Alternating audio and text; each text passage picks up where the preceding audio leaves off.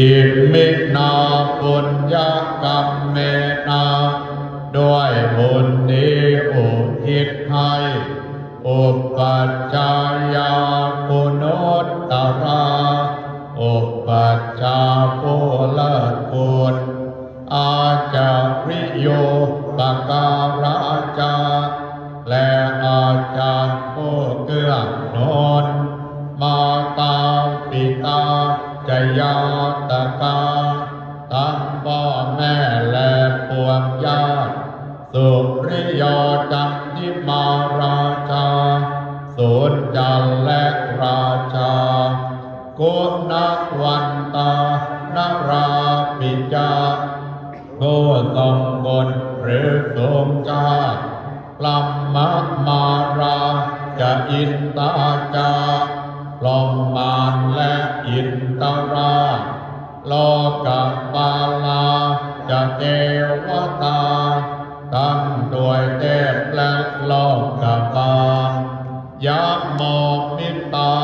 มนุษย์สาจายมมาราชมนุษย์มิตรมัจจตาเวริกาปิจาผู้เป็นกลางผู้จังสลานสัพเพสัตตาสุขีหนตุขอให้เป็นสุขสารทุกตัวหน้าอย่าทุกตนบุญญาณิปกตานิเม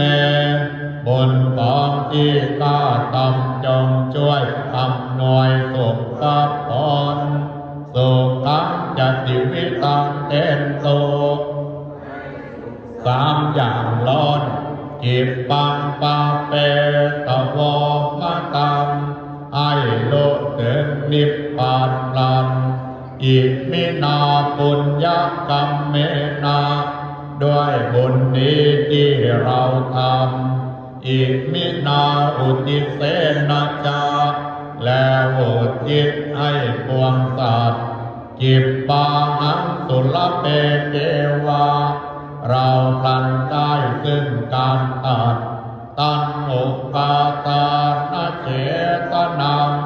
ตัวตัณหาอุปาทานเยสันตาเนอินาตัมมาสิ่งชั่วในดวงใจยาวะนิพพานโตมะมังกว่าเราจะถึงนิพพานนับสันตุสัพพตาเยวะสิ้นจากสันดานยัตตาชาโตภเวภเวทุกภพที่เราเกิดอุจุจิตังสติปัญญาปัญญาอันประเสริฐสัลเลขอวิริยมปินาลองตั้งความเพียรเลิศเป็นเครื่องปูดกิเลสอาย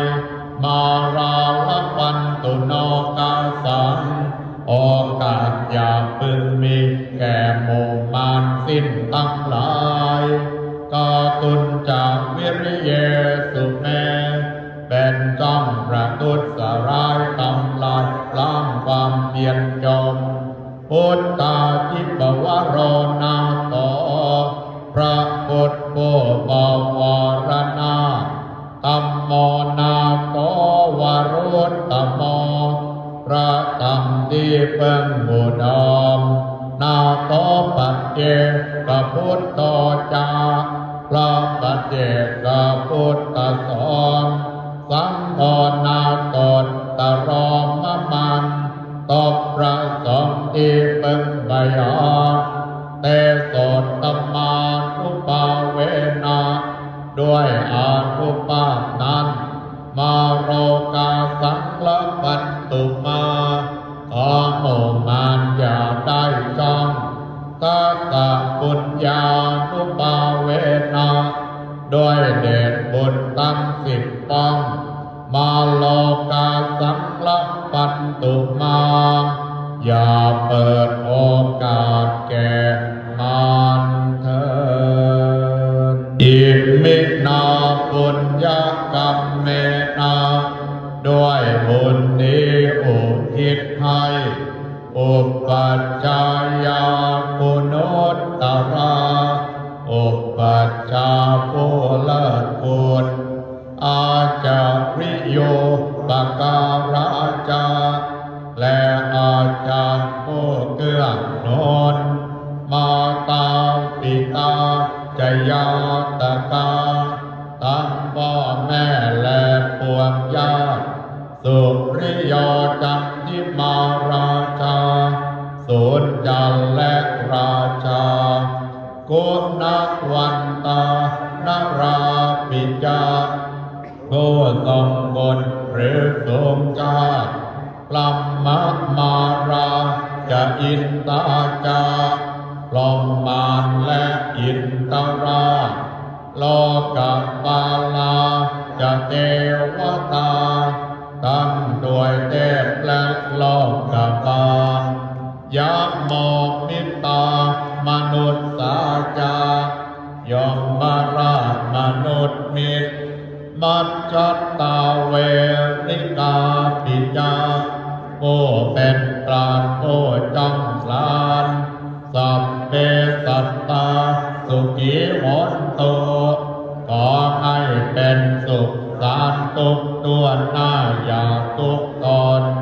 บุญญาณิปักตานิเมบุญของที่ข้าทำจงช่วยอำนวยสุขภาพร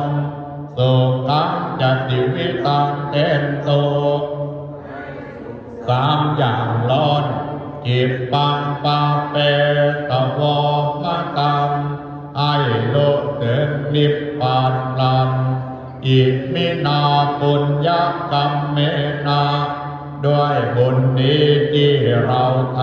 ำอิมินาอุทิเสนาจาแล้วอุทิศให้ปวงสัตว์จิปปาหังสุลเปเทวาเราพลันได้ซึ่งการตัดตัณอุปาทานเจตนังตัวตัณหาอุปาทานเยตันตาเนยินาตัมมาสิ่งชั่วในดวงใจยาวะนิพพานโตมะมังกว่าเราจะถึงนิพพานนับสันตุสัพพทาเยวะสิ้นจากสันดานยัตตาชาโตภเวภเวตุกตุกปบที่เราเกิดอุจุจิตังสติปัญญาติปัญญาอันประเสริฐสัลเลขอวิริยมปินา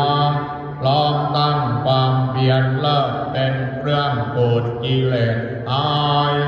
มาราลปันตุโนกาสังโอกาสอย่าพึงมีแก่หมู่มารสิ้นตั้งหลายกาตุนจากวิริเยสุเมเป็นจ้องประทุษร้ายทำลายล้างความเพียรจมพุทธาทิปวโรนาโตพระพุทธผู้บวรณาธัมโมนาโตวรุตตโมพระธรรมที่เพิ่งบูดมนาโตปัจเจกพุทโธจาพระปัจเจกพุทธสงฆ์สังฆนาโตตรมมังตบพระสงฆ์ที่เพิ่งใบออกเตโสตมานุปาเวนะด้วยอานุภาพนั้นมาโรกาสังละปันตุมาขอหมู่มารอย่าได้จ้องตัสสะปุญญานุปาเวนะด้วยเดชบุญตั้ง10ป้องมาโลกาสังละปันตุมาอย่าเปิดโอกาสแก่มาร